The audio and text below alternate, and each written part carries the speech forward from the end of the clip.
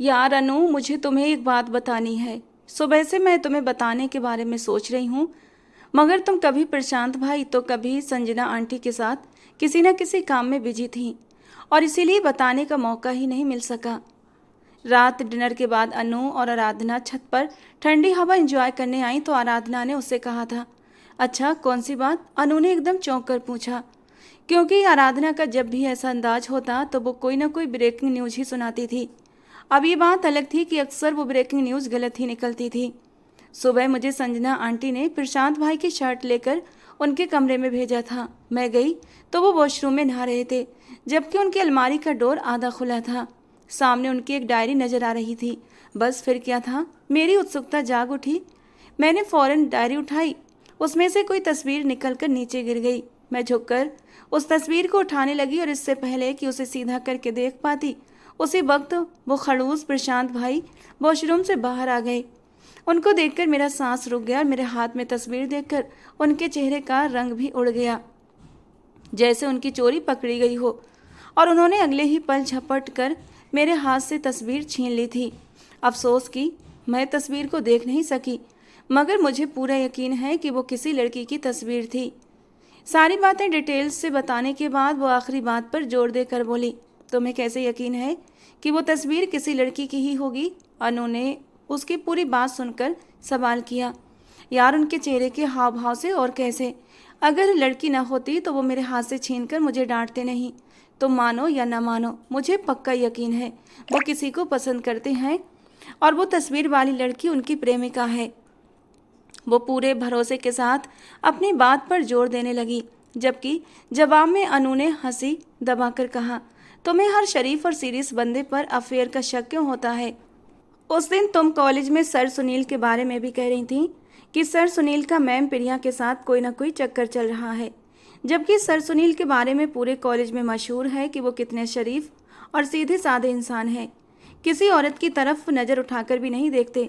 प्रिया ma'am के साथ साथ किसी भी फीमेल टीचर की तरफ हमने तो उन्हें कभी आंख उठाकर देखते हुए नहीं पाया, मगर तुमने अपनी तीसरी आंख से पता नहीं ये सब कुछ कब देख लिया।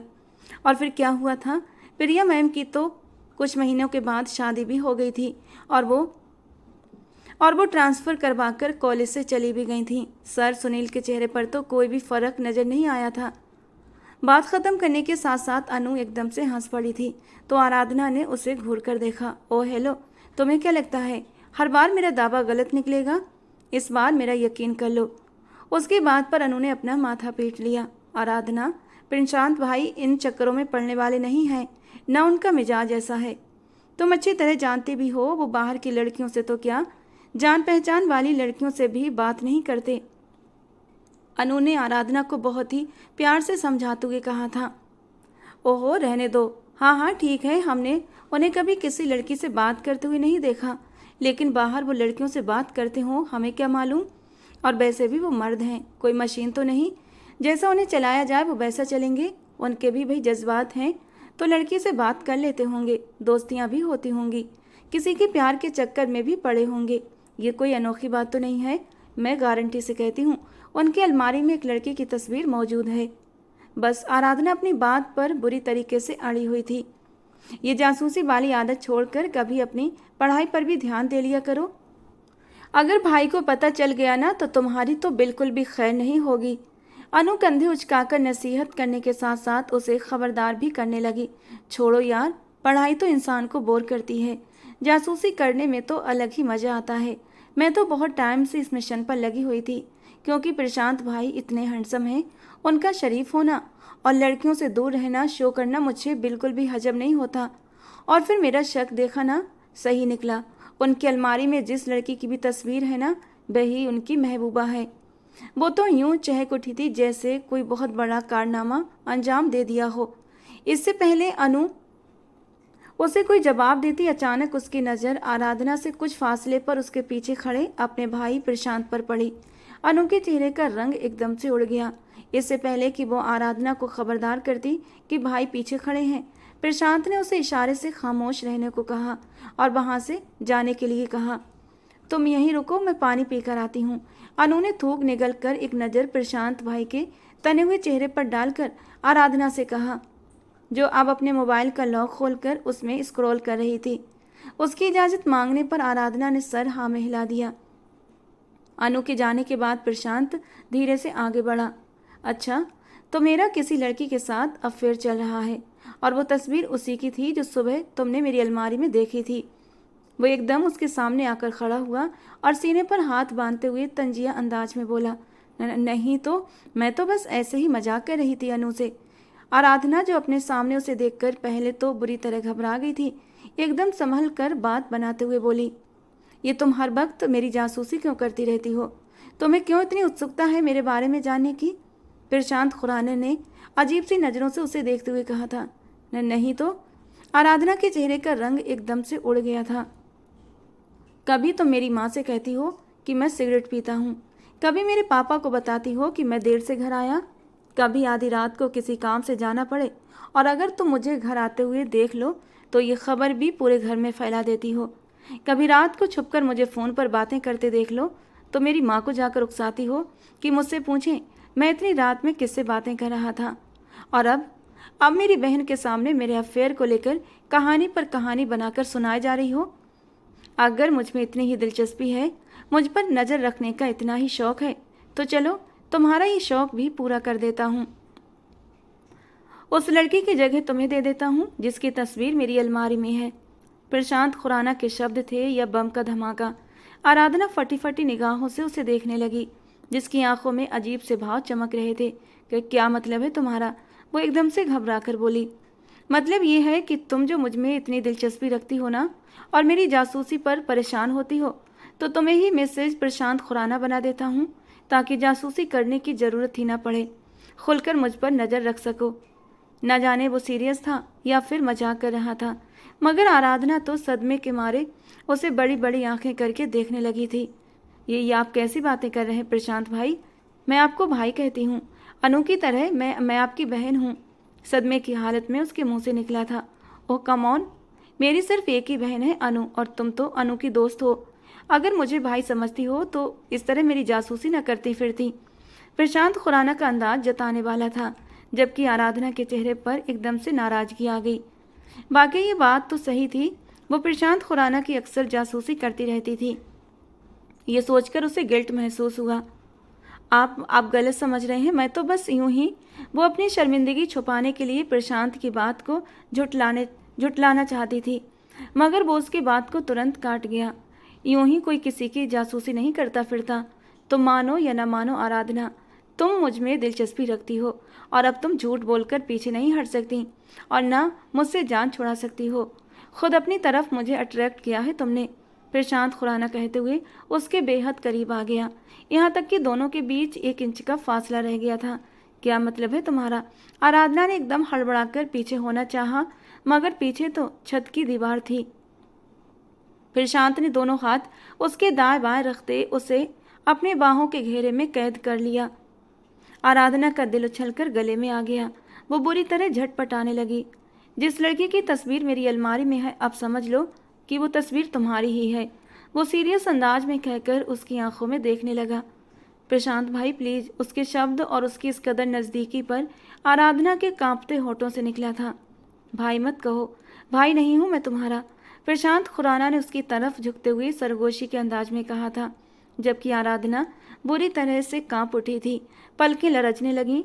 न जाने कैसे उसने पूरा जोर लगाकर प्रशांत के सीने पर हाथ रखा और उसे खुद से दूर धकेला था, और फिर वहां से भागती चली गई। पीछे से प्रशांत के होंठों पर एक दिल फरेब सी मुस्कान खिल उठी। जब आराधना की उम्र 10 वर्ष थी, उसके पापा एक खौफनाक हादसे का शिकार होकर दुनिया से चल बसे। अचानक पेश आने वाले इस हादसे ने न सिर्फ आराधना को अनाथ कर दिया था, बल्कि उसकी मां मेघना जी की जिंदगी का सफर भी बहुत मुश्किल बना दिया था। पति की मौत का गम अभी ताजा था कि ससुराल वालों के रवैये ने जख्मों पर नमक छिड़कने का काम किया। न किसी ने दिलासा दिया, न सहारा बनने की कोशिश की।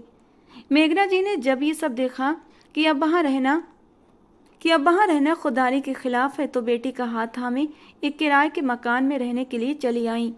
उस वक्त तो आराधना की उम्र 11 साल के करीब थी। वो मासूम अपने बाप की मौत के सदमे से नहीं निकली थी, और जब परिवार भी छूट गया तो वो और भी ज़्यादा उदास रहने लगी। तभी उसकी दोस्ती अनु से हुई। अनु एक नटखट चुलबुली सी लड़की थी, एकदम आराधना के मिजाज से मिलती जुलती। आराधना पर तो गमों के पहाड़ टूटे थे, इसलिए वो वक्ती तौर पर खामोश होकर रह गई थी। लेकिन जब उसे अनु का साथ मिला तो वो धीरे धीरे खुलने लगी और अपने पुराने रंग में वापस लौटने लगी थी। अनु के माँ बाप ने भी आराधना को बिल्कुल अपनी बच्ची की तरह समझा। माथे पर कोई भी बल डाले बिना वो उन दोनों माँ बेटी का बहुत ख्याल रखते थे। आराधना बचपन से ही अनु के साथ घुल मिल गई थी और उसका अनु के घर आना जाना ऐसा था जैसे वो अपने ही घर में रह रही हो।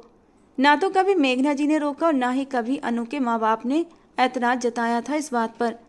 दोनों बचपन से ही सगी बहनों की तरह रहती थीं। बचपन में अनु का घर पराया जरूर था, लेकिन अनु के माँ बाप ने उसे बिल्कुल सगे माँ बाप की तरह प्यार दिया। सगी बहनों का अपनापन अनु ने दिया तो जल्दी ही वो वहाँ पर एडजस्ट हो गई थी। अनु से बड़ा प्रशांत खुराना था, जो मिजाज का सख्त और कुछ रूखा सा था। उसे और अनु को हमेशा प्रशांत से अपनी शरारतों पर डांट खाने को मिलती थी। वो दोनों कॉलेज में सेकेंड ईयर की स्टूडेंट थीं। सुबह वो अनु के साथ ही जाती थी और अनु को छोड़ने उसका भाई प्रशांत गाड़ी पर ले जाता था। वापसी पर अनु के पापा खुराना साहब उन दोनों को पिक कर लेते थे। अनु तो सुबह वक्त पर उठ जाती थी और वक्त पर तैयार भी हो जाती, मगर आराधना लेट नाइट ड्रामा देखने की वजह से अक्सर जल्दी नहीं उठ पाती थी। जब अनु उसके घर जाकर झंझोड़ कर उसे जगाती तो वो जल्दी जल्दी फ्रेश होकर तैयार होती और प्रशांत के घर की ओर भागती। लेकिन तब तक प्रशांत तैयार होकर अपने ऑफिस जाने के लिए तैयार हो चुका होता था।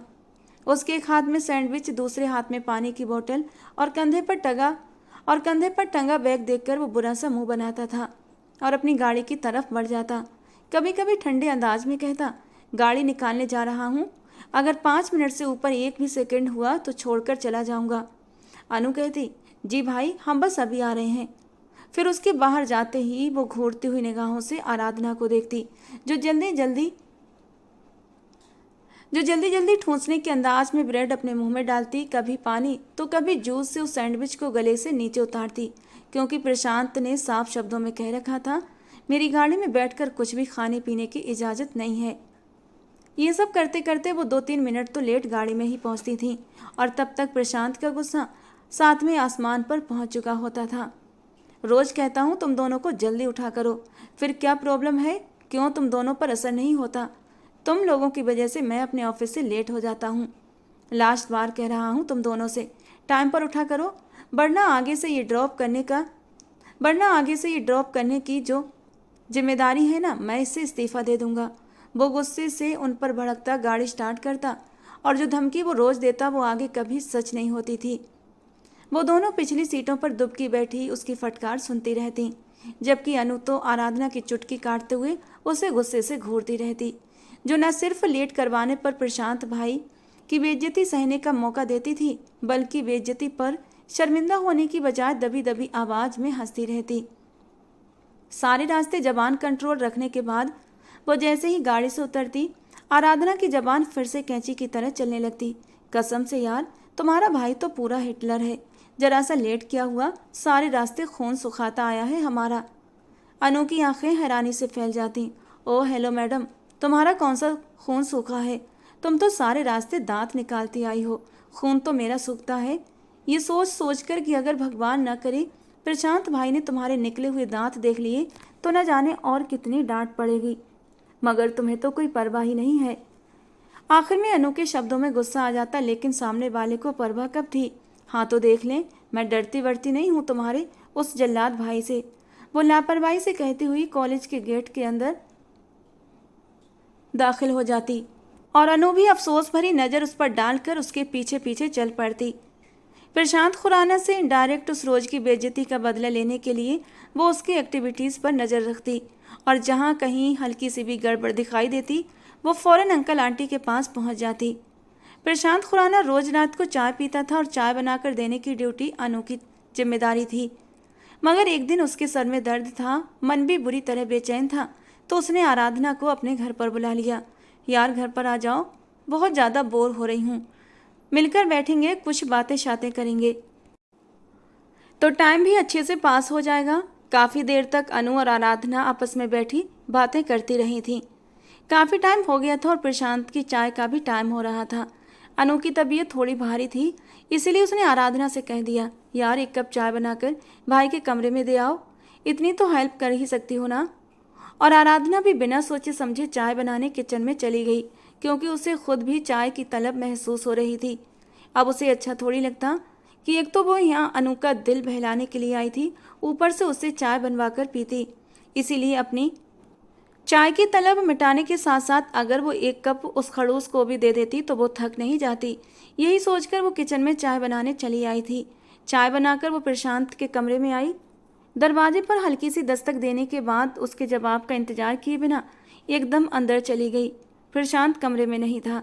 टेरेस पर खुलने वाला दरवाज़ा बंद नहीं था, शायद वो टेरेस पर था।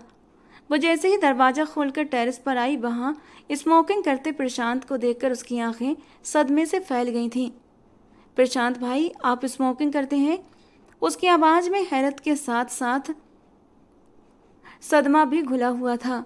प्रशांत, जो बिना इजाज़त उसके वहाँ आने पर बुरी तरह हड़बड़ा गया था, अब उसके सवाल पूछने पर तो गुस्से के मारे भड़क उठा। तुम यहाँ क्यों आई हो? मेरी जासूसी करने?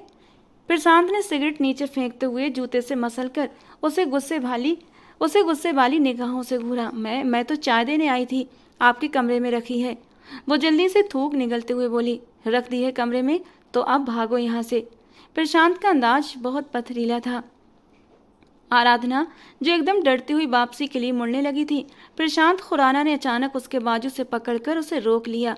वह हैरानी से पलटी और हैरान निगाहों से प्रशांत खुराना के तने हुए खूबसूरत चेहरे को देखने लगी। खबरदार, जो घर में किसी को भी मेरी स्मोकिंग का बताया तो। हालांकि उसे अच्छी तरह मालूम था कि कोई भी बात आराधना के पेट में टिक ही नहीं सकती, ऐसा तो मुमकिन ही नहीं था, मगर फिर भी उसने उसे वार्निंग दी थी। नहीं तो मैं क्यों किसी को बताऊंगी, आराधना ने मासूमियत भरे शब्दों में कहते हुए नाम में सर हिलाया।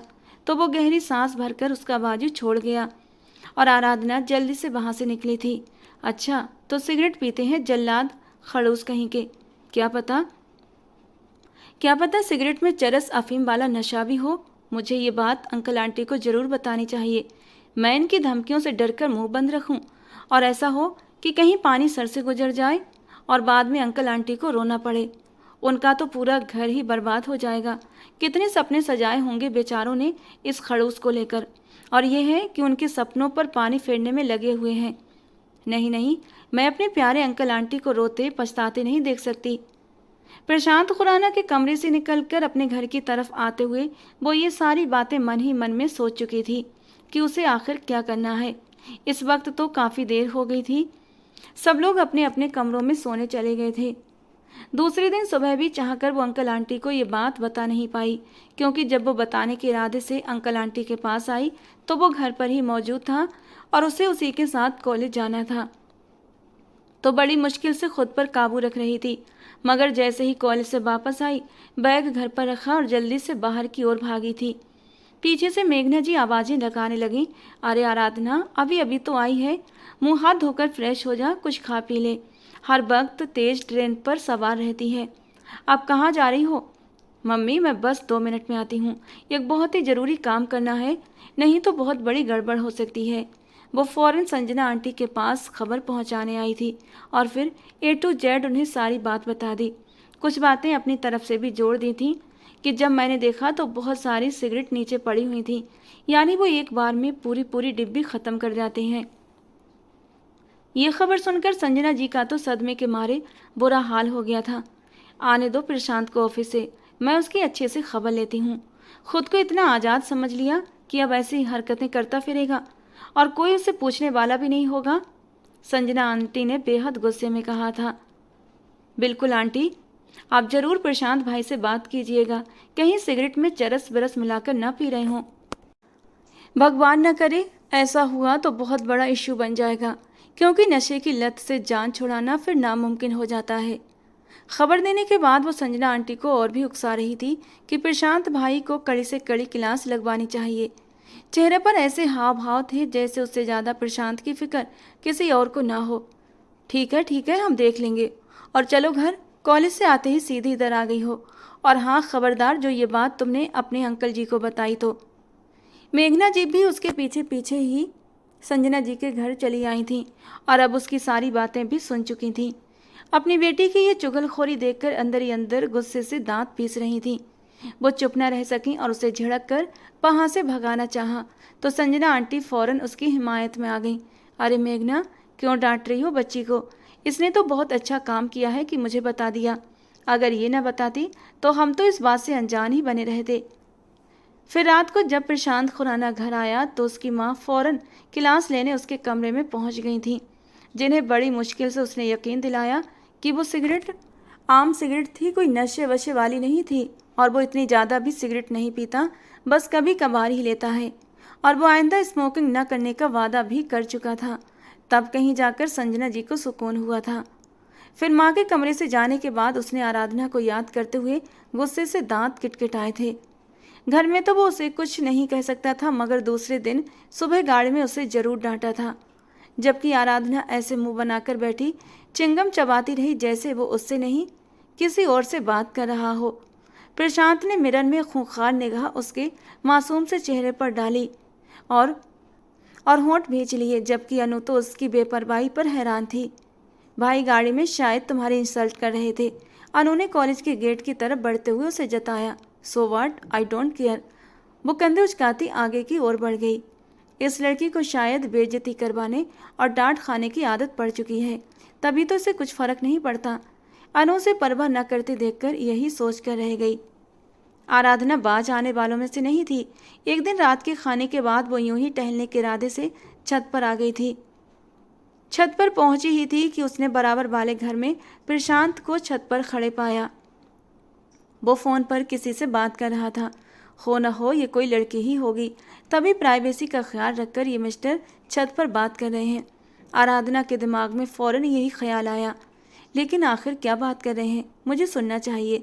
इतनी दूर से तो वो उसकी बात सुन नहीं सकती थी, इसीलिए दबे कदमों अपनी छत से उतरकर संजना आंटी की छत पर पहुंच गई और वहां से धीरे धीरे दबे पांव उसकी छत पर चढ़ती चली गई, मगर दीवार के साथ थोड़ा छिपकर खड़ी हो गई।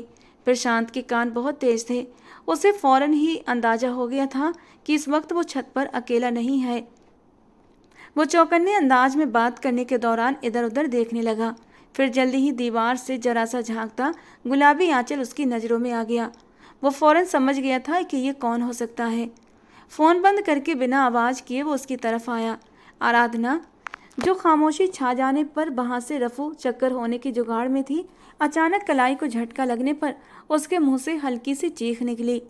आवाज़ सही करते देखा तो दीवार से लगी खड़ी कांप रही थी और प्रशांत उसके करीब खड़ा गुस्से वाली निगाहों से उसे घूर रहा था। वो प्रशांत भाई। उसे समझ नहीं आया कि वो अपनी यहाँ आने का क्या रीजन पेश करे। वो क्या मेरी जासूसी करने आई थी? प्रशांत ने कड़ी निगाहों से उसे घूरते हुए पूछा तो वो फौरन सर नामे हिलाने लगी और अचानक उसके मन में एक अच्छा सा बहाना आ गया। वो तो मुझे मम्मी ने भेजा था, यहाँ आपकी छत पर हमारे कोई कपड़े तो नहीं गिर गए हैं, बस मैं वही देखने आई थी। उसने अपना कॉन्फिडेंस वापस लाते हुए बड़े ही आराम से जवाब दिया। अच्छा, इतनी देर से यहाँ खड़ी तार को देख रही थी? प्रशांत ने आईब्रो झुकाकर पूछा। हाँ, नहीं, मैं तो इतनी देर से तो यहाँ हूँ ही नहीं, मैं तो बस अभी अभी यहाँ पर आई थी। आपको इधर देखा तो आपकी डिस्टर्बेंस के ख्याल से वापस ही जाने वाली थी कि आपने रोक लिया। आप छोड़िए मेरा हाथ, मम्मी वेट कर रही होंगी। अपनी बात पूरी करके वो छलावे की तरह उसके पहलू से निकलती चली गई कि वो उसे हैरत से जाता देखता रहा। उस वक्त उसे अंदाजा नहीं था कि आराधना उसके बारे में क्या सोच कर गई है। ये तो अगले दिन सुबह को पता चला जब संजना आंटी प्रशांत के कमरे में आई और डायरेक्ट सवाल कर दिया। प्रशांत, सच सच बताना, क्या तुम किसी लड़की से बात करते हो? जवाब में वो एकदम सदमे से माँ की ओर देखने लगा। आपसे किसने कहा मम्मी? सदमे से निकलकर वो हैरानी से पूछने लगा। किसी ने भी कहा हो, तुम बताओ, क्या ये सच है? संजना आंटी का अंदाज कड़ा था। नहीं मम्मी, ऐसी कोई बात नहीं है, गुस्सा दबाकर उसने अपनी माँ को कहा। फिर रात को तुम छत पर छुप छुप कर किससे बातें कर रहे थे? माँ के अगले सवाल पर उसके दिमाग में एक झमाका सा हुआ था। ओह, तो ये आग लगाने वाली तुम हो आराधना? वो एकदम दांत पीस कर रह गया। फिर माँ की शक्की निगाहें और कड़वे अंदाज को देखकर अपने आप पर काबू पाते हुए नॉर्मल शब्दों में कहने लगा, मम्मी, मेरे ऑफिस कलीग राहुल की कॉल थी, उसी से बात कर रहा था। यहाँ कमरे में नेटवर्क इशू हो रहा था, इसीलिए छत पर चला गया था। चलो ठीक है, खैर आगे से ध्यान रहे, किसी लड़की का चक्कर होना भी नहीं चाहिए। तुम्हारे पापा और मैंने बहुत पहले ही तुम्हारे लिए फैसला कर लिया है। संजना जी का अंदाज थोड़ा सा सख्त था। जवाब में वो होंठ नीचे खामोश रहा, जानता था कि उनका इशारा किस तरफ है। उसे किसी बात पर ऐतराज नहीं था, मगर उस बेवकूफ़ लड़की की बातों में आकर माँ का अपने किरदार पर शक करना उसे बहुत बुरा लगा था। आराधना, बचोगी नहीं तुम मेरे हाथों से, उसने दांत पीसते हुए सोचा। और अगले दिन उसे मौका मिल गया था। अनु ने तबीयत खराब होने की वजह से छुट्टी कर ली थी, जबकि आराधना का एक टेस्ट था। सुबह कॉलेज जा रही थी। प्रशांत के चेहरे के भाव नॉर्मल ही थे, जिससे कि आराधना को लगा शायद संजना आंटी ने उससे रात वाली बात का जिक्र नहीं किया है। वो रिलैक्स होकर पिछली सीट पर बैठी अपने नोट्स पर नजरें दौड़ा रही थी कि तभी गाड़ी एक झटके से रुकी। आगे आकर बैठो। प्रशांत के ठंडे और कड़े अंदाज पर आराधना एकदम से चौंक उठी। सुना नहीं, आगे आकर बैठो। उसे अपनी जगह देखकर वो फिर से बोला तो मरती क्या न करती। आराधना को उठकर आगे आना पड़ा। क्या बकवास की तुमने मेरी मम्मी से? दोनों हाथ स्टीयरिंग पर रखे सीधे देखते हुए वो बेहद ठंडे शब्दों में बोला था कि आराधना एक पल के लिए बुरी तरह घबरा गई। क्या क्या किया मैंने? आराधना ने थूक निकला था। यही कि मैं रात को छत पर किसी लड़की से फ़ोन पर बात कर रहा था, यही कहा था ना? वो अब उसकी तरफ घूमकर उसके घबराए चेहरे पर एक खूंखार निगाह डालकर बोला, मैंने तो ऐसा? Shut up, just shut up. उसके मुकरने पर वो गुस्से से चिल्लाया, जबकि आराधना की मोटी मोटी आंखों से टप टप आंसू गिरने लगे। गलती की सजा भुगतनी न पड़े इसलिए अब आंसू बहाना शुरू कर दिए तुमने। उसे आंसू बहाते देख वो तंजिया अंदाज में बोला। आराधना ने आंसू पोंछकर चेहरा खिड़की की तरफ कर लिया। प्रशांत ने जलते कुड़ते हुए गाड़ी स्टार्ट की और बाकी का रास्ता खामोशी से काटा। जैसे ही गाड़ी से उतरकर कॉलेज में दाखिल हुई, मुंह ही मुंह में प्रशांत को खूब गालियां दी थीं। अब तो मैं प्रूफ के साथ इस इंसान को पकड़वाऊंगी। उस दिन के बाद वो प्रशांत की लगातार जासूसी पर लग गई थी और आखिरकार एक दिन उसकी अलमारी में तस्वीर देखकर वो प्रशांत को रंगे हाथों पकड़ने ही वाली थी, मगर किस्मत ने साथ नहीं दिया और प्रशांत ने मौके पर आकर तस्वीर को झपट लिया। तो नाकामी पर वो दिल ही दिल में मायूस होकर रह गई थी। हालांकि तस्वीर को ठीक से देखा तो खुद उसने भी नहीं था, बस आइडिया लगा लिया था कि तस्वीर जरूर लड़की की ही होगी। बगैर प्रूफ के आंटी जी को बताना सही नहीं लगा था, इसीलिए सिर्फ अनु को बता रही थी। जब उसकी और बदकिस्मती कि प्रशांत ने यह सब कुछ सुन लिया था और पहली बार उसने डांटने या गुस्सा करने की बजाय बदले तेवरों के साथ आराधना को जो बातें कही थीं, वो उन बातों से सदमे में चली गई थी। सारी रात वो सदमे की हालत में प्रशांत की बातों को सोचती रही।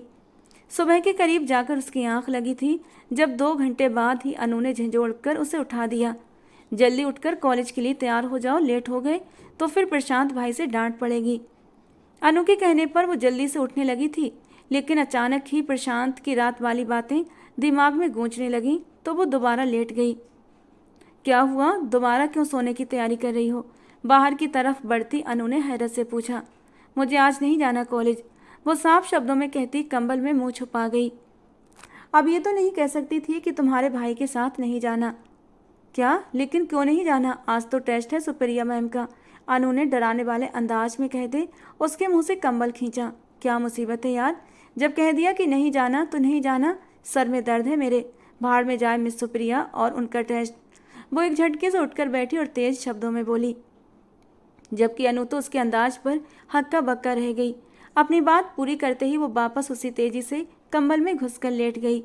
अनु होंठ भींचकर कॉलेज के लिए तैयार होने चली गई थी और फिर जब कॉलेज जाने का टाइम हुआ तो गाड़ी में इंतजार करते प्रशांत ने अनु को अकेले आते देखा तो आराधना के बारे में पूछने लगा। भाई, वो कह रही थी उसके सर में दर्द है, वो आज नहीं जाएगी। अनु के जवाब पर प्रशांत के होंठों पर एक हल्की सी मुस्कुराहट दौड़ गई। अच्छा, तो आराधना मैडम जी मेरा सामना करने से कतरा रही हैं, इसीलिए कॉलेज की छुट्टी कर ली। खैर, कितने दिन सामना नहीं करोगी? वो तंज भरे अंदाज में धीरे से मुस्कुराता गाड़ी स्टार्ट करने लगा। दूसरी तरफ आराधना अनु के जाने के बाद उठ बैठी थी। क्योंकि नींद टूट जाने की वजह से अब नींद दोबारा नहीं आ रही थी। फ्रेश होने के बाद वो किचन में आई तो मम्मी किचन में नहीं थी। कमरे में जाकर देखा तो उसकी माँ कमरे में भी नहीं थी। इसका मतलब मम्मी जरूर संजना आंटी की तरफ थी। संजना जी के अलावा उनका कहीं आना जाना ही नहीं था, इसलिए वो सुकून से बालों में हल्का सा ब्रश मारकर संजना आंटी के घर चली आई, जहाँ दोनों किचन में खड़ी बातें कर रही थीं। उन्होंने संजना आंटी को बता दिया था कि वो कॉलेज नहीं जा रही, उसके सर में दर्द है। संजना आंटी ने उसे देखकर प्यार से कहा, आओ आओ, तुम्हारी मम्मी तुम्हारे ही बारे में बात कर रही थी। ये लो, मैंने तुम्हारे लिए चाय बनाई है, इसे पी लो, सर दर्द में आराम मिलेगा। वो वहीं कुर्सी पर बैठ गई और गर्मा गर्म चाय उठाकर सिप लेने लगी। गर्मा गर्म चाय उसकी कमजोरी थी। साथ ही साथ संजना आंटी ने उसके सामने नाश्ता भी रख दिया, तो वो मज़े से नाश्ता करने लगी। नाश्ता करने के बाद वो दोनों औरतों को वहीं छोड़कर अपने घर चली आई थी और कमरे में जाकर सोने की कोशिश करने लगी, मगर नींद ही नहीं आ रही थी। तंग आकर उठकर बैठ गई। एक तो नींद की कमी की वजह से सर भारी हो रहा था, दूसरा प्रशांत की रात वाली बातें उसे डिस्टर्ब कर रही थी। वो चाह कर भी अनु से ये बातें शेयर नहीं कर पा रही थी कि वो न जाने क्या कमेंट करे। रात भर सोचने के बाद उसे अपनी गलती का एहसास तो हो गया था कि उसे प्रशांत की इस कदर जासूसी नहीं करनी चाहिए थी। वो उसकी जासूसी को दिलचस्पी का नाम देकर कुछ और ही मतलब निकाल बैठा था, जिसे समझने के बाद वो बुरी तरह शर्मिंदगी का शिकार हो रही थी। सारा दिन वो जले पैर की बिल्ली की तरह इधर उधर फिरती बेचैन होती रही। अनु कॉलेज से आई तो आराधना की सुबह वाली बदतमीजी पर उसका मूड ऑफ था। बड़ी मुश्किल से वो अनु को मनाने में कामयाब हुई थी। ऊपर से एक और मुसीबत उसके सर पर आ गई जब मेघना जी ने उससे कहा कि आज रात का डिनर हम संजना भाभी की तरफ करेंगे, शाम 8 बजे तैयार हो जाना। मम्मी, मैंने नहीं जाना, आप जाना चाहें तो चले जाएं। ये कैसी बेवकूफ़ी भरी बातें कर रही हो? वो लोग कितने प्यार से हमें बुला रहे हैं और तुम हो कि नखरे दिखा रही हो। मम्मी, बात नखरे की नहीं है, मुझे भूख ही नहीं है। हालांकि रात को बिना खाना खाए तो वो कभी सोती ही नहीं थी, वरना पूरी रात उसे नींद नहीं आती थी और मेघना जी उसकी इस आदत को अच्छे से जानती थीं। इसलिए आंखें हैरत से फैलाकर उसे गौर से देखने लगीं। तुम्हारी तबीयत तो ठीक है ना? कैसी बहकी बहकी बातें कर रही हो? चुपचाप जाओ और ये हुलिया सही करो। हम 8 बजे वहाँ चल रहे हैं और अब और ज़्यादा इनकार नहीं सुन सकती। वो मरे मरे कदमों से संजना आंटी के घर चली आई थी। अनु के साथ वाली कुर्सी पर बैठते हुए उसने प्रशांत की तरफ चोर नज़रों से देखा, जो अपनी प्लेट पर झुका हुआ था। वो धड़कते दिल के साथ खाने की तरफ देखने लगी और अपनी प्लेट में खाना निकालने लगी। हालांकि इससे पहले भी वो कई बार इस टेबल पर इन लोगों के साथ बैठकर खाना खा चुकी थी, मगर आज पहली बार प्रशांत की मौजूदगी में टेबल पर बैठना उसे अजीब सा लग रहा था। इसी बारे में सोचते हुए वो बेध्यानी में सामने पड़े चावलों की प्लेट में लगातार चम्मच चलाए जा रही थी, जब अंकल जी ने उसे टोका। क्या बात है आराधना बेटा, तुम खाना नहीं खा रही? कोई परेशानी है क्या? अंकल जी की बात पर सब लोग उसकी तरफ देखने लगे थे तो वो एकदम से हड़बड़ा गई। मैं? नहीं अंकल जी, ऐसी तो कोई बात नहीं। ये बात कहते कहते अचानक ही उसकी नज़र प्रशांत की तरफ गई थी। वो भी उसी की तरफ देख रहा था। नज़रें मिलने पर हल्का सा मुस्कुराया, जबकि आराधना एकदम हड़बड़ाकर अपनी नज़रें झुकाकर रह गई थी। भूख न होने के बावजूद वो अपनी प्लेट में मौजूद चावल जल्दी जल्दी ख़त्म करने लगी और टेबल से उठकर चली गई। उफ, क्या ज़रूरत थी देखने की उस जल्लाद भाई। नहीं नहीं, इन बातों के बाद अब भाई कहने की कोई गुंजाइश नहीं बचती। उसने जल्दी से खुद को रोका। वो इसी तरह सोच विचार और खुद को कोसने में बिजी थी जब अनु आ गई। रोज की तरह आराधना को उसके साथ लूडो खेलना पड़ा। हालांकि आज तो उसका बिल्कुल भी जी नहीं चाह रहा था, मगर अनु की नाराज़गी मोल नहीं ले सकती थी, तो बेदिल होकर खेलने बैठ गई। क्या प्रॉब्लम है तुम्हें आराधना? तुम मुझे कुछ खोई खोई सी लग रही हो। सुबह भी तुम्हारा बिहेवियर अजीब सा था। अनु उसकी बदली हालत महसूस करके पूछे बिना न रह सकी, जिसे वो एकदम से टाल गई। अच्छा चलो छत पर चलते हैं, ठंडी हवा खाने। नहीं जा सकते यार, मम्मी ने पूरी छत पर पापड़ बनाकर सूखने के लिए डाल रखे हैं। उसने बुरा सा मुंह बनाया तो अनु झट से बोली, अरे यार, तो तुम्हारी छत से मेरी छत पर चले जाएंगे, जो बिल्कुल साफ़ सुथरी पड़ी है और वहाँ पर हवा भी एकदम ठंडी ठंडी आती है। आराधना जितना टाल सकती थी टाला, लेकिन अनु नहीं मानी तो वो सर हिलाने लगी। अच्छा ठीक है, चलती हूँ, मगर एक शर्त पर, तुम चाय बनाकर लाओगी। आराधना के कहने पर अनु ने उससे बनावटी गुस्से से घूरा था। कभी बगैर मतलब कि मेरी बात मत मानना। अच्छा, अब चलो तुम छत पर, मैं चाय बनाकर लाती हूँ। अनु के कहने पर वो सर हिलाती छत पर आ गई और अपनी छत से उतरकर बराबर वाली अनु की छत पर चली गई, जबकि अनु किचन में चली गई। उसे छत पर बैठे अभी कुछ ही मिनट हुए थे जब अपने पीछे आहट महसूस करके वो पीछे देखे बिना अनु समझकर कहने लगी, चाय बनाए बगैर ही आ गई। जवाब न मिलने पर उसने पीछे मुड़कर देखा तो दिल एकदम से धक रह गया। उसके पीछे प्रशांत खुराना खड़ा था। आप? वो घबराकर जल्दी से खड़ी हुई थी। मैं कोई भूत हूँ क्या, या फिर मरने के बाद जिंदा होकर आया हूँ जो तुम मुझसे यूं घबरा रही हो? वो तंजिया अंदाज में बोला। आराधना बिना जवाब दिए वहां से जल्दी जल्दी जाने लगी जब प्रशांत ने आगे बढ़कर उसका रास्ता रोक लिया। आराधना के चेहरे की घबराहट और भी बढ़ गई। प्लीज प्लीज प्रशांत भाई, क्या कर? शट अप, कल मना किया था ना, भाई मत कहना। भाई मैं सिर्फ अनु का हूँ, तुम्हारा नहीं। प्रशांत की इस बात पर जहाँ आराधना का चेहरा लाल हुआ, वहीं छत की तरफ खड़ी अनु का मुंह खुला का खुला रह गया। कुछ पल तक वहीं खामोश खड़ी रहने के बाद वो वापस नीचे की ओर भाग गई। लेकिन मैं अनु की तरह आपको अपना भाई ही समझती हूँ। कुछ पल की खामोशी के बाद वो धीमे स्वर में बोली थी। प्रशांत ने जवाब में एक जोरदार ठहाका लगाया और आराधना बुरी तरह शर्मिंदा हो गई। ये भाई भाई का ख्याल दिल से निकालो और मेरी मिसेज बनने की तैयारी करो, क्योंकि घर वाले बहुत जल्द हमारी एंगेजमेंट करने वाले हैं। प्रशांत की बात पर वो हैरान से उसे देखने लगी। ये क्या कह रहे हैं आप, घर वाले? वो बेयकीन सी होकर रह गई थी। उसे घर वालों की ऐसी किसी भी सोच के बारे में पता नहीं था। हाँ, घर वाले। आज से 10 साल पहले जब तुम 11 साल की थी और हमारे पड़ोस में आकर शिफ्ट हुई थी, तभी से मम्मी के दिल में उतर गई थी। और कुछ महीने पहले तो उन्होंने तुम्हें अपनी बहू बनाने का फैसला भी कर लिया था। बस तुम्हें इस बात से बेखबर रखा गया था। हालांकि इस बारे में तुम्हारी माँ को भी सब कुछ पता है, प्रशांत ने साफ कहा था। नहीं, ऐसा नहीं हो सकता। आराधना की आंखों से आंसू गिरने लगे। क्यों नहीं हो सकता? प्रशांत का अंदाज एकदम सख्त हुआ। मैं ऐसा नहीं होने दूंगी। वो मुंह पर हाथ रखकर एकदम से रोने लगी, जबकि प्रशांत के माथे पर बल पड़ गए। उसने इधर उधर देखा और आराधना की कलाई थाम ली, फिर बिना कुछ कहे उसे खींचते हुए सीढ़ियां उतरकर अपने रूम में ले गया। वो इतना सदमे में थी कि उसका विरोध भी नहीं कर पाई और चुपचाप उसके साथ खींची चली आई थी। अब बताओ क्या कह रही थी? क्यों नहीं हो सकता ये सब? अपने कमरे के बीचों बीच लाकर खड़ा करते उसने दरवाज़ा बंद करके उसके करीब आकर पूछा था। आराधना उसके तेवर देखकर डरकर 2 कदम पीछे हुई। जवाब दो। उसे पीछे होते देख वो फिर से उसकी कलाई थामकर झटका देते हुए बोला, जिससे कि वो उसके सीने से टकराते टकराते बची। क्योंकि मैंने आपको हमेशा भाई समझा है। किसी दूसरे रिश्ते में स्वीकार करना मेरे लिए मुश्किल है।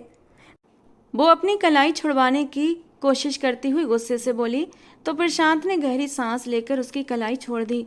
मुश्किल है लेकिन नामुमकिन तो नहीं ना। अभी समय वक्त है, अपना दिमाग बना लो, इस रिश्ते के लिए बन जाएगा। उसकी हालत समझते हुए उसने अपने अंदाज को थोड़ा नरम किया और उसे मौका देने लगा। आराधना ने होंठ भींचकर खुद को कुछ कहने से रोका। प्रशांत ने गहरी नज़र उस पर डालकर आगे बढ़कर दरवाज़ा खोल दिया और वो तेजी से वहाँ से निकल गई। फिर प्रशांत की बात सच निकली। कुछ दिन बाद ही घर में उसकी और प्रशांत की शादी का जिक्र होने लगा। सब घर वालों के साथ अनु भी बेहद खुश थी कि आराधना अब उसकी भाभी बनकर हमेशा के लिए उसके पास रहेगी। मगर आराधना की हालत खराब हो रही थी। प्रशांत जैसे खड़ूस इंसान को रिश्ते में स्वीकार करने को उसका मन बिल्कुल भी तैयार नहीं था। उसने अपनी माँ के सामने जब इनकार किया तो उनकी एक ही बात ने उसे खामोश कर दिया। आराधना, तू मेरा मरा हुआ मुंह देखेगी अगर इस रिश्ते से इनकार किया तो। इन लोगों के हमारे ऊपर कितने एहसान हैं। अगर ये लोग सहारा नहीं देते तो हम आज यहाँ तक सरवाइव नहीं कर पाते। इस समाज में एक अकेली औरत का रहना कितना मुश्किल होता है, ये बात मुझे बहुत अच्छे से पता है। इन लोगों ने हमें सहारा दिया। हमारा साथ न देते तो कोई भी हमारी तरफ उंगली उठाकर खड़ा हो जाता। तो इसीलिए बस खामोश रहो। अगर तुम्हारे इनकार की भनक प्रशांत के घर वालों को पड़ गई ना, तो समझ लेना उसी दिन तुम्हारा मुझसे रिश्ता ख़त्म हो जाएगा। माँ की इस धमकी ने आराधना को एकदम बेबस कर दिया था। यूँ दिल पर पत्थर रखकर उसने शादी के लिए अपनी रजामंदी दे दी। पहले तो मंगनी का प्रोग्राम बना था, लेकिन प्रशांत के अनोखे फैसले ने सबको हैरान कर दिया। उसका कहना था कि डायरेक्ट शादी होगी, भले विदाई अभी मत करना। शायद उसे आराधना पर विश्वास नहीं था कि कब उसका मन बदल जाए। वो अभी इतनी मुश्किल से राजी हुई थी, क्या पता कल को इनकार कर दे। सब लोग परेशान हुए थे। मम्मी, इसमें इतनी बड़ी बात भी नहीं है, पूरे रीति रिवाजों से हम दोनों की शादी करवा दें। रही बात विदाई की, तो उसकी पढ़ाई पूरी होने दें, यानी अगले 3 महीने में उसके एग्जाम हो जाएंगे और तब विदाई कर देना। मुझे कोई जल्दी नहीं है। संजना जी ने सोच विचार के बाद बेटे की बात मान ली। यूँ दोनों की बड़ी ही सादगी से शादी कर दी गई और विदाई 3 महीने के बाद की रखी गई थी। शादी के बाद से तो प्रशांत को जैसे उस पर हक जताने और रौब जमाने का सर्टिफिकेट मिल गया था। जिस दिन उसने छुट्टी करनी होती, आराधना को प्रशांत के हुक्म पर जाना ही होता था और बैठना भी उसके साथ वाली सीट पर पड़ता। प्रशांत का जिस तरह दिल चाहता वो उसे इरिटेट करता। उस दिन भी अनु ने छुट्टी कर रखी थी। आराधना तैयार होने लगी, उसे छुट्टी करते देखा तो उसने भी अपना इरादा बदल दिया। मगर जब प्रशांत को पता चला कि वो भी नहीं जा रही, तो नाश्ते की टेबल से उठकर वो सीधा आराधना के घर आया। मेघना जी से इजाज़त लेकर वो सीधे उसके कमरे में पहुंचा था, जो अब दोबारा से सोने की तैयारी कर रही थी। एक झटके से उसने उसे बेड से उठाकर खड़ा कर दिया और ऐसे सख्त नज़रों से घूरा कि वो इनकार नहीं कर सकी। मजबूरन उसे कॉलेज जाना ही पड़ा। मैं तुम्हारा ड्राइवर नहीं हूँ जो पीछे बैठ रही हो, क्या हर बार ये बात बतानी पड़ेगी? उसे पिछला दरवाज़ा खोलते देखकर वो उखड़े अंदाज में बोला, तो आराधना जोरदार आवाज़ के साथ दरवाज़ा बंद करती आगे आ गई। जिस तरह खोला था, बैठने के बाद उतने ही जोर से बंद कर लिया। मैडम, इतना गुस्सा किस लिए दिखाया जा रहा है? वो गाड़ी स्टार्ट करता हुआ बोला, जबकि आराधना होंठ भींचे खामोशी में बैठी रही। जुबान सीकर आई हो क्या? मैं नोट कर रहा हूँ, शादी के बाद तो जैसे तुम्हारी जुबान पर ताला लग गया है। अपनी जुबान पर कंट्रोल करके अच्छी पत्नी बनना बहुत अच्छी बात है, मगर इतना भी जुबान को सीकर रखना ठीक नहीं है कि पति की जरूरी बात का जवाब भी न दिया जाए। प्रशांत के तंज पर आराधना ने तीखी निगाहों से उसे घूरा। मेरा मन अभी तक आपको इस रिश्ते में कबूल नहीं कर पाया है, तो उसके हवाले से बात न करें। उसका अंदाज गुस्से भरा था। प्रशांत ने झटके से गाड़ी रोक दी और आराधना का सर डैशबोर्ड से टकराते टकराते बचा। उसने हैरान नज़रों से सर पर हाथ रखते उसकी ओर देखा था, जिसके चेहरे पर गुस्सा था। क्यों क्यों नहीं करता तुम्हारा मन मुझे इस रिश्ते में कबूल? मेरी जात में दिलचस्पी तो भरपूर लेती थी तुम, और अब जबकि खुलकर दिलचस्पी लेने का रिश्ता बना दिया मैंने, तो तुम्हारे नखरे ख़त्म नहीं हो रहे। मेरी एक बात कान खोलकर सुन लो, ये सब मैं सिर्फ विदाई तक बर्दाश्त कर रहा हूँ। उसके बाद अगर तुमने ऐसी कोई बात की तो मुझसे बुरा कोई नहीं होगा। उसे सख्त अंदाज में कहता हुआ वो दोबारा से गाड़ी स्टार्ट करने लगा। आराधना की आंखें भर आईं। फिर विदाई तक प्रशांत ने उसे इस हवाले से कोई बात नहीं की थी। एग्ज़ाम्स ख़त्म होते ही उसकी और प्रशांत की शादी की तैयारियां होने लगीं। आराधना झूठी खुशी का लबादा चेहरे पर चढ़ाए शादी की तैयारियों में थोड़ा बहुत हिस्सा ले रही थी। शादी वाले दिन तक वो अपने आप को प्रशांत को पति के रूप में स्वीकार करने के लिए कुछ हद तक तैयार कर चुकी थी। शादी वाली रात जब दुल्हन बनाकर उसे प्रशांत के कमरे में पहुंचाया गया, तो उसका दिल जोर जोर से धड़क रहा था। उसे बुरी तरह से खौफ महसूस हो रहा था। जैसे ही प्रशांत कमरे में दाखिल हुआ तो वो खुद पर बर्दाश्त खो बैठी और डर के मारे घुटनों पर सर रखकर रोने लगी, जबकि वो दरवाज़ा बंद करके उसी की तरफ आने की बजाय ड्रेसिंग रूम में चला गया। कुछ देर के बाद वापस आया तो उसे यूं ही रोते देखकर उसके माथे पर बल पड़े। क्यों रोककर वेडिंग नाइट में मनहूसियत फैला रही हो? उसकी गुस्सीली आवाज़ पर आराधना जल्दी से बेड से नीचे उतरी, मगर लहंगा पाँव के नीचे आ जाने की वजह से वो धम्म से कारपेट पर जाकर गिरी।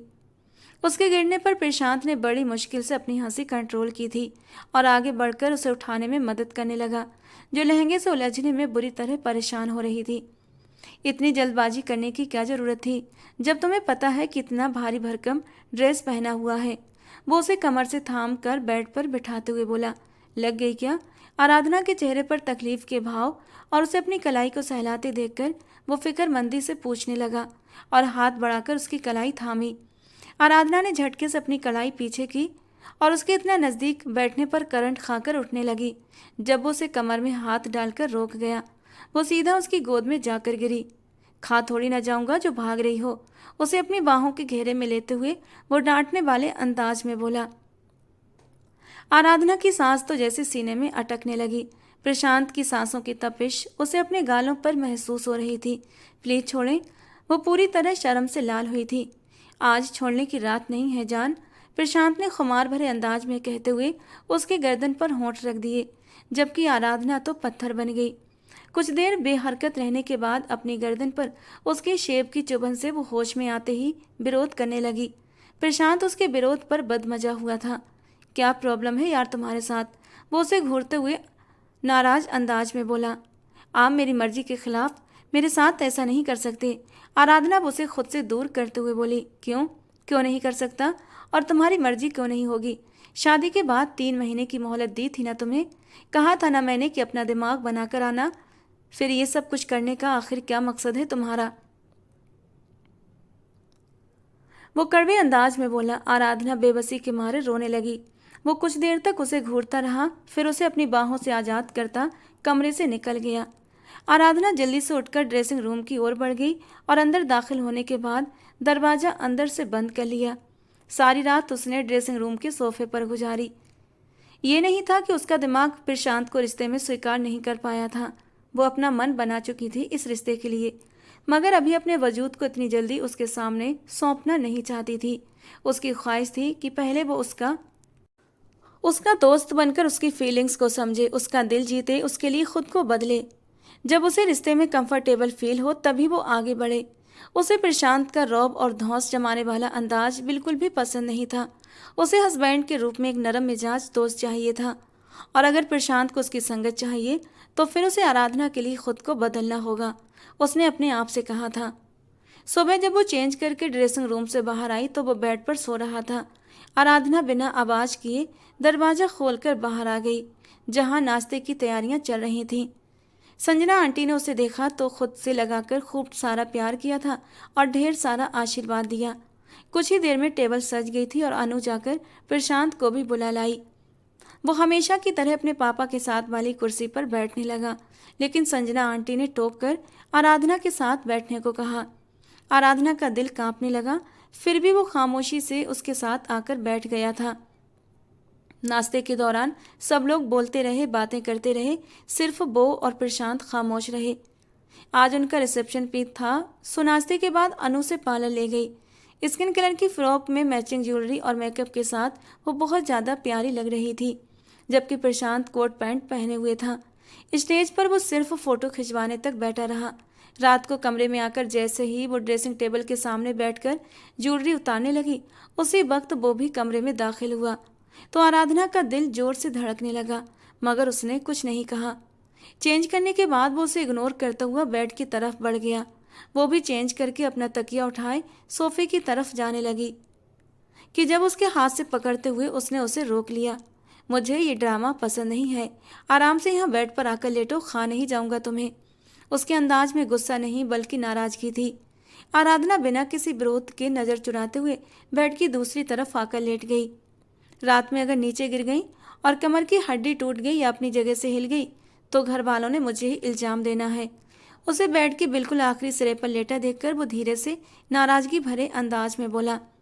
आराधना ने गर्दन घुमाकर उसकी तरफ देखा तो वो उसी की तरफ देख रहा था। वो थोड़ा सा आगे आ गई। हल्के अंधेरे कमरे में कुछ देर खामोशी छाई रही, फिर उस खामोशी को प्रशांत की आवाज़ ने तोड़ा।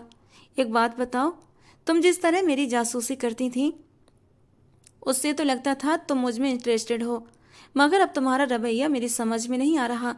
जवाब देने के लिए वो कुछ देर सोचती रही, फिर धीरे से बोली। मैं आपकी जासूसी इसलिए नहीं करती थी कि मैं आपको पसंद करती थी, ऐसा तो मेरे दिमाग में कभी ख्याल ही नहीं आया। आप हर वक्त मुझे बेइज्जत करते रहते थे।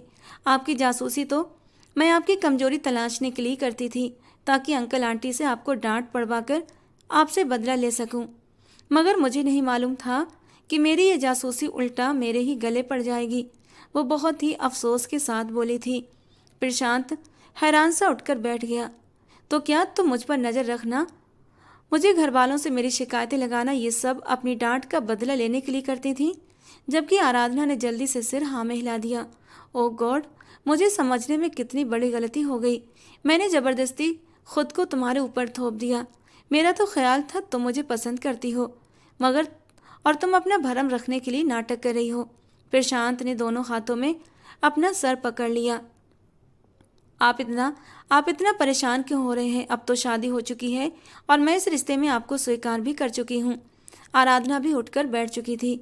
हाँ, कितना स्वीकार कर चुकी हो ये कल रात ही पता चल गया था, वो जताने वाले अंदाज में बोला तो आराधना नज़र चुरा गई। अब क्या करूं? मैं घर वालों से कैसे ये बात करूं? उन्हें तो सुनकर धक्का लगेगा। वो एकदम से बड़बड़ाने लगा।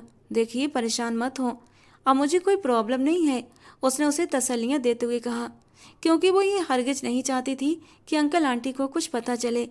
कोई प्रॉब्लम नहीं है, तो फिर मुझसे दूर क्यों भाग रही हो? प्रशांत के सवाल पर वो कुछ देर खामोश रही, फिर बोली, मैं आपको भले ही इस रिश्ते में स्वीकार कर चुकी हूँ, मगर बिना दोस्ती के खुद को बर्दाश्त करके मैं आगे भी नहीं बढ़ सकती।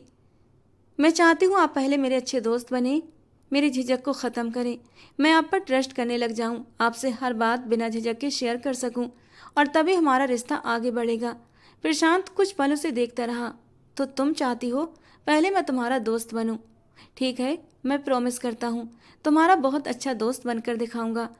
उसने अपना हाथ आराधना की तरफ बढ़ाया तो कुछ हिचकिचाते हुए उसने उसके हाथ पर अपना हाथ रख दिया। फिर साथ में उसके नरम नाजुक हाथ की पीठ पर प्रशांत ने अपने होंठ रख दिए तो वो थोड़ा सा कांप गई। यार, अब इतना तो मत करो, दोस्ती में थोड़ा बहुत प्यार और शरारत तो चलती रहेंगी और तुम्हें ये बर्दाश्त करना होगा, वो उसके कांपने पर उसे छेड़ते हुए अंदाज में बोला। आराधना सर झुकाकर रह गई। फिर प्रशांत ने अपने वादे का मान रखा और फिर अपनी सख्त मिजाजी पर काबू पाकर आराधना से बिल्कुल दोस्तों की तरह पेश आने लगा। उसकी छोटी छोटी बातों का ख्याल रखना। धीरे धीरे आराधना उससे खुलने लगी थी और बिना झिझक उससे अपने दिल की सारी बातें भी करने लगी। 2 महीने हो गए थे। प्रशांत अब वैसा ही लगने लगा था जैसा वो चाहती थी। वो अपने ऑफिस की तरफ से कुछ समय के लिए दुबई जा रहा था। आराधना उसे एयरपोर्ट छोड़ने आई थी। जब मैं वापस आऊं तो मुझे मेरी दोस्त नहीं, मेरी बीबी भी चाहिए, वो भी उसे बाय करते हुए सरगोशी के अंदाज में बोला था। उसकी बात का मतलब समझकर आराधना का चेहरा शर्म से लाल हो गया। प्रशांत के जाने के बाद वो पहली बार अकेली सोई थी और हैरत ये थी कि उसे नींद नहीं आ रही थी। वो प्रशांत को मिस कर रही थी। फिर अगले कुछ दिनों में ही उसे अंदाजा हो गया कि उसे प्रशांत की आदत लग चुकी है, और आदत तो मोहब्बत से ज़्यादा जानलेवा होती है। उसकी गैर मौजूदगी ने आराधना को बेचैन कर दिया था।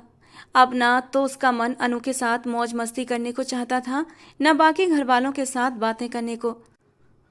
अपना दिमाग बटाने के लिए उसने कमरे की सफाई करने के बारे में सोचा। अलमारी खोलकर चीज़ें सेट करते हुए अचानक उसकी नज़रों में प्रशांत की वही डायरी आई जो उसने पहले भी देखी थी। क्या इस डायरी में वो तस्वीर अभी भी मौजूद होगी? धड़कते दिल के साथ उसने डायरी खोली। तस्वीर नीचे गिरी। वो झुककर उठाने लगी कि एकदम पत्थर हो गई। वो तो उसकी अपनी तस्वीर थी, 2 चोटियां बांधे खिलखिलाकर हंसती हुई। वो हैरान रह गई। तो क्या प्रशांत ने उसकी तस्वीर अपने पास रखी थी? और अगर रखी थी तो क्यों रखी थी? क्या वो उसे बचपन से ही मोहब्बत करता था? इस सवाल का जवाब तो अब वही दे सकता था। धीरे धीरे करके 1 महीना गुजर चुका था। वो बड़ी बेचैनी से उसके आने का इंतजार कर रही थी। जब भी फ़ोन पर पूछती तो वो आगे से शरारती अंदाज में कहता, क्यों, मेरी दोस्त मुझे मिस कर रही है। जवाब में आराधना सर हाँ में हिलाती तो वो अफसोस से कहता, सॉरी दोस्त, अब तो मैं तभी आऊँगा जब मेरी दोस्त के साथ साथ मेरी बीवी भी मुझे मिस करेगी। रात को सोने से पहले आराधना ने उसे व्हाट्सएप पर मैसेज किया था, मिस्टर प्रशांत खुराना, जल्दी घर वापस आइए, आपकी दोस्त ही नहीं आपकी बीवी भी आपको मिस कर रही है। और फिर दूसरा पूरा दिन गुजर गया। प्रशांत ने मैसेज सीन करने के बाद कोई जवाब नहीं दिया था। आराधना को कुछ अफसोस हुआ। रात को वो उसी के बारे में सोचते हुए सो गई। फिर रात का न जाने कौन सा पहर था जब एक अजीब सा एहसास हुआ और उसकी आँख खुल गई। प्रशांत को अपने इतने करीब देखकर वो हैरान रह गई। मेरी बीवी ने मुझे याद किया और मैं पहुंच गया, वो झुककर उसके हैरान आंखों को छूते हुए बोला। आराधना कुछ पल तो उसे देखती रही, फिर अचानक लेटे लेटे ही उसके सीने से लग गई। लगता है तस्वीर वाली, अपने सौतन को तुमने देख लिया है तभी यूं मोहब्बत दिखा रही हो, वो उसे अपने बाजुओं में भरते हुए शरारती अंदाज में बोला। पहले क्यों नहीं बताया आपने? आराधना ने उसके सीने से सर उठाते हुए सवाल किया। बस यार, कैसे बताता? तुम सिर्फ तस्वीर तक ही सीमित अच्छी लगती थी, इसीलिए अपने पास तुम्हारी तस्वीर रखी हुई थी, वरना रियल में जिस तरह की तुम हरकतें करती थी ना, तुम्हें देखकर मुझे गुस्सा आता था। उसके शरारती अंदाज पर कहने पर आराधना ने उसे गुस्से से घूर कर देखा और उसके हाथों को अपने कंधे से हटाकर पीछे हटने चाहा। ना मेरी जान, अब तो बिल्कुल भी नहीं। वो हंसते हुए उसे खुद में भींच गया, जबकि आराधना शर्माते हुए उसके सीने में लिपट गई। प्रशांत के लिए अब उसे छोड़ना तो मुमकिन ही नहीं था। वो पिछले 3 महीने से उसकी संगत के लिए तरस रहा था, और आज जब ये पल उसे नसीब हुए थे तो वो पीछे कैसे हट सकता था। वो बेकरार होकर उसके नरम होठों पर झुक गया और बड़ी बेताबी से उसके होठों को छूने लगा। उसके होठों को लाल करने के बाद वो उसकी गर्दन पर आया था। बड़ी मदहोशी से उसकी गर्दन को चूमते हुए वो धीरे धीरे नीचे की ओर सरक रहा था, और फिर जरा सा रुकते हुए जब प्रशांत ने उसे उसके कुर्ते से आज़ाद किया तो वो एकदम से बौखला गई थी। प्रशांत, वो एकदम से बोल पड़ी, जबकि प्रशांत ने उसके होठों पर उंगली रख दी। आज तुम कुछ भी नहीं बोलोगी, जो हो रहा है उसे होने दो, बस महसूस करो इन खूबसूरत पलों को। उसके बेली बटन पर उंगलियां घुमाते हुए वो मदहोशी से बोला था, जबकि वो शर्म से लाल होती हुई अपने चेहरे पर दोनों हाथ रख गई थी। उसकी नरम धड़कनों से आखिरी कपड़ा भी हुक खोलकर हटा दिया, और जब उसकी खूबसूरती पर नजर पड़ी तो प्रशांत अपने होंठ का कोना कुचल कर रह गया था। गले में गिल्टी उभर कर गायब हुई थी। दिल की धड़कनों ने बुरी तरह से शोर मचाया था। वो बहुत खूबसूरत थी। आज से पहले कभी उसने उसकी खूबसूरती महसूस नहीं की थी, क्योंकि वो हमेशा बड़े ही सभ्य तरीके से रहती थी, बड़ा सा दुपट्टा खुद पर डालकर रखती थी, और प्रशांत ने भी कभी उसकी खूबसूरती को महसूस नहीं कर पाया था। इसके अलावा प्रशांत अपनी नज़रों को हमेशा सीमित रखता था, कभी बेवजह उसे गलत नज़र से नहीं देखता था। लेकिन आज जब उसकी बीबी के रूप में वो उसके सामने खुली किताब की तरह थी, तो उसकी खूबसूरती को देखकर प्रशांत बुरी तरह मदहोश हो गया था। बेकरार होकर वो अपने होंठ उसकी धड़कनों पर रख गया, जबकि आराधना ने मचलते हुए उसके बालों में अपनी उंगलियां फंसाई थीं। वो पिछले 1 महीने से प्रशांत के लिए तड़प रही थी, और आज जब प्रशांत उसके पास था तो उसने खुद को पूरी तरह उसके हवाले कर दिया था। उसकी हर शरारत, हर छुअन पर आराधना की सांसें तेज हो जाती, और जब वो उसकी नाजुकी में गहराई से उतरा तो आराधना के होठों से एक हल्की सी चीख निकली थी, जिसे प्रशांत ने अपने होठों में दबा लिया। वो बड़े ही धीरे धीरे उसे कंफर्टेबल करता हुआ सुकून पहुंचाने लगा, और जब आराधना को भी उसकी संगत में सुकून महसूस होने लगा था तो आंखें बंद करते हुए वो इन खूबसूरत पलों में डूब गई थी। सुबह का सूरज उन दोनों की नई जिंदगी की खुशियों को लेकर उगा था, जहां सिर्फ खुशियां थीं, गम का नामो निशान नहीं था। चेहरे पर फैली शर्म की लाली देखकर संजना जी ने मुस्कुराते हुए नजरें झुकाई, जबकि अनु की आंखों में शरारत नाच उठी थी। शादी के बाद उन दोनों के बीच जो चल रहा था वो किसी की नज़रों से छुपा नहीं था, लेकिन ये लोग उनके पर्सनल मैटर में इंटरफेयर नहीं करना चाहते थे। उन्होंने दोनों को मौका दिया था कि वो खुद ही अपने मामले को निपटाएं। इधर आओ तुम, वो उसको बाजू से पकड़कर अपने रूम में खींच कर ले गई थी। शादी को 3 महीने हो गए हैं तुम्हारी, लेकिन ये शादी की पहली रात वाली रंगत ये 3 महीने बाद चेहरे पर क्यों चमक रही है? बताओ बताओ, जरूर दाल में कुछ काला है। अनु ने हंसते हुए सवाल किया। आराधना ने उसकी पीठ पर एक थप्पड़ रखा और शर्म से उसकी ओर देखने लगी, लेकिन उसके तेज नजरों से बचना मुश्किल था। अब आंटी जी से कहकर तुम्हारा भी इंतजाम करवाना पड़ेगा। आराधना खिलखिलाकर हंसते हुए बोली। अनु भी हंसते हंसते रह गई। फिलहाल तो मेरा कोई इरादा नहीं है तुम्हें इस घर में अकेला छोड़कर जाने का। अभी तुमने मेरा नंदों वाला रूप देखा ही कहाँ है, वो भी देख लो, उसके बाद ही जाऊंगी। अनु ने तंग करते हुए कहा।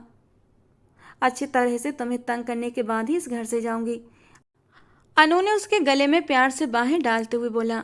आज उसे जिंदगी बेहद खूबसूरत लग रही थी। उसके दिल में बस एक ही ख्याल था कि इतनी खुशियों को कहीं किसी की कोई नज़र न लग जाए। इतना प्यारा परिवार, इतना प्यार करने वाला पति। उसने दिल ही दिल भगवान से अपने अच्छे नसीबों के लिए ढेर सारी प्रार्थना की थी कि उसकी खुशियों को कभी कोई नुकसान न पहुँचे। तो दोस्तों, आज की कहानी कैसी लगी कमेंट बॉक्स में ज़रूर बताना। पसंद आई हो तो प्लीज़ लाइक करना। रोज़ एक नई और रोमांटिक कहानी के लिए हमारे चैनल को सब्सक्राइब करना। मिलते हैं दोस्तों अगली किसी नई कहानी के साथ।